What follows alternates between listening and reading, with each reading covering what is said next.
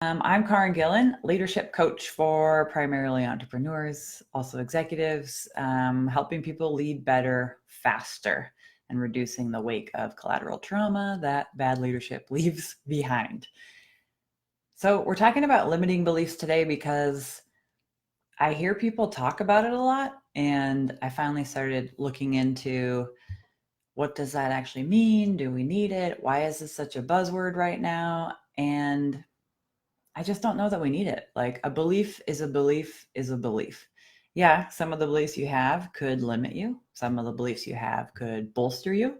Some of the beliefs you have could really support you. Um, at the end of the day, though, I think what really matters about beliefs is that we all have them, and beliefs are the things that run your life. So when you are getting dressed in the morning, when you're headed to that job you have, when you are planning your family vacation, when you are going to church or not, when you are deciding to have children or not, when you are deciding anything at all, beliefs come into play. Beliefs are just a thought that you have thought over and over and over again. You may have picked up a belief from your best friend growing up. You may have, and primarily, picked up your beliefs from your parents or the people who raised you or the people that you spent the majority of your time with when you were little. So, a lot of us have beliefs about work ethic that are just implanted in our head, right? We have lots of thoughts. And I just got off a call with some clients. We were talking about how we can sacrifice our bodies, our health for our jobs. And one of the ways we're able to do that is because we have beliefs that working hard, showing up early, staying late, getting the job done, achieving, rising, you have to work hard to do it. And you can do that to the point where you're essentially killing yourself. So your beliefs can really get in the way of your health and your physical body. The other things they can do are really help you. Like one came out that somebody's exercise is their sacred time. Like going to the gym for this person is the same as going to church. It happens on the same days at the same time, no matter what. Everybody knows where she's going to be, and you don't mess with that. So it's a very firmly held belief. And I think those are the ones that actually work the best. When we believe them, we honor them, we show up for them consistently on a regular basis. So there are beliefs like that, exercise is sacred like church, that are very strong and are with us. And then there are beliefs that are a little further back in our brains that we are not so aware of. They're still running our lives, they're still creating our results, but we're not as tuned in to what exactly they are. So today I actually have some homework for you because it can be so illuminating to see what are the beliefs that are running my life. I want you to look around. I want you to look at what am I doing and why am I doing it? If I'm someone who is staying at work until 9 p.m. every night, why do I do that? What is the thought, the belief that that's the right thing to do, that that's the good idea? If you're someone who gets up at 4 a.m. and you really value that about yourself, you really love that, you love how you get to meditate and do your gym thing early, drink your green juice, whatever it is, what is the belief that makes that happen on a consistent basis? And also, what are the results of having that belief? It could be that you feel amazing. It could be that you feel really healthy. You could also have the belief that, I'm trying to think of one related to food. Like every time I go to the movie, I have to eat popcorn, even though I don't like it. Like they can be little things, right? So look around, look at your own life, look at the results that you have. It could be your salary, it could be how much time you spend with your family, it could be how guilty you feel that you're not hanging out with your kids. All of that stuff trickles down from some belief we have that's running your actions. So if you're having trouble seeing this in your own life, I'd invite you to look at people who you admire and see what result do they have that you really like in their life. And you could even ask them, like, what is it that you know that I don't know that gets you to fill in the blank, that gets you to do this thing that I wish I could do, but for some reason I can't. For some reason I haven't been able to make that happen. So look around you for proof, for ideas, for inspiration about what is it possible to believe. And a few of the ones we came up with on the call today, I wanted to share with you. where I get to choose. And so I asked, like, if you were an alien, you just landed here on this planet and you got to do whatever you wanted because there were no preconceived ideas, there was no people pleasing, there was none of that stuff that we walk around with today. And you just land here, you get to create your life, be a part of society. And so this belief of I get to choose.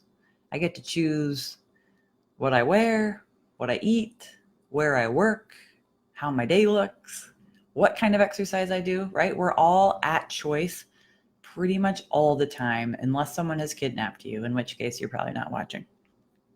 But we have that time, we have that ability to choose. And that thought for this person in particular felt really empowering.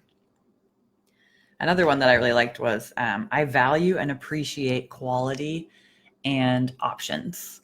So this is sort of that one of like, we all have lots of stuff in our house. We all have lots of food available to us. We all have lots of jobs we could go and do. There is so many options for so many of us. And there are so many good quality options for so many of us. And so you get to choose, like, just because it exists in the world doesn't mean I'm going to take it in. Just because all this stuff is right here in front of me doesn't mean I'm going to say yes to every job offer, eat every piece of food that crosses my desk, all those things, right? You get to decide, and we can live with quality and beauty and craftsmanship and all that stuff right at our fingertips. And we never actually have to consume any of it and still appreciate it. And another one was I can handle any emotion. So this one was from me. It's a favorite of mine because the worst thing that can ever happen to any of us is actually a feeling. Not a lot of us are super great at feeling our feelings. I'm always working on doing a better job of it myself. But if you think about how the world works, things happen out in the world. We think thoughts about them. Those thoughts make us feel things. So when I see something happening that is terrible, I have decided that it's terrible, and then I feel bad, right? If I see something in the world that I have decided is beautiful, then I get to enjoy the feeling of believing that that thing is beautiful. But because we know we all have cultural differences, a lot of things that are beautiful here aren't beautiful elsewhere. Look at even across time, what has been beautiful in the 1500s, not beautiful today. That's how we know we get to decide. So that's another fun one.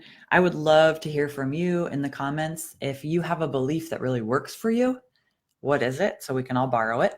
If you have a friend who has a fantastic belief that has created huge results in their life, put that in the comments. I want to know what it is.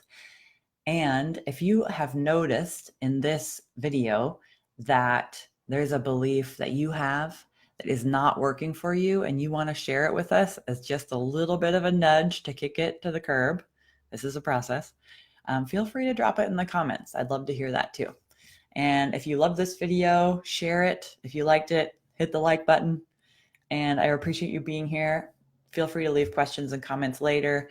And as a special announcement today, I have my brand new version of Be a Better Leader in 7 days going live right now as we speak. And I am going to put the link in the comments when I finish up this video. I'm really excited for you guys to have it. Even if you already went through the 7 days to be a better leader training, this is an updated version. It is, I'm in love with it. So I hope you like it too. There's a very cool image that goes with it. And it comes from my days working as a commercial fisherman. So it could be a little entertaining for you as well. So if you're already on the list, you'll get a link to click and you'll have instant access to that. If you're not on my email list already, you're going to want to get on there now, and you'll have that every day for the next 7 days in your inbox. And by the end of that week, you will certainly be a better leader. All right. Thanks everybody for being here, and I hope to see you here soon.